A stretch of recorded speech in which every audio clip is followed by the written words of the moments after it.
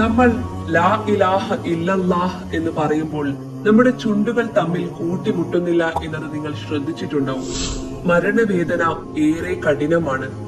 ഒരു മനുഷ്യൻ സക്രാത്തുൽ മൗത്ത് എന്ന അവസ്ഥയിലാക്കുമ്പോൾ, അതായത് ആത്മാവ് ശരീരത്തിൽ നിന്നും പുറത്തു വരുമ്പോൾ, ആ ഒരു അവസ്ഥയിൽ മനുഷ്യ ശരീരത്തിന് നാവൊഴികെ മറ്റൊരു ശരീരഭാഗവും ചലിപ്പിക്കാൻ കഴിയില്ല. ശാസ്ത്രീയമായും അത് പിൽക്കാലത്ത് തെളിയിക്കപ്പെട്ടിട്ടുണ്ട്. ഇത് അള്ളാഹുവിന്റെ കാരുണ്യമാണ്.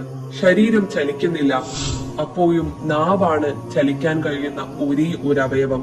കലിമ ചൊല്ലുമ്പോൾ അതരങ്ങൾ ഒന്നിച്ചു വരാറില്ല.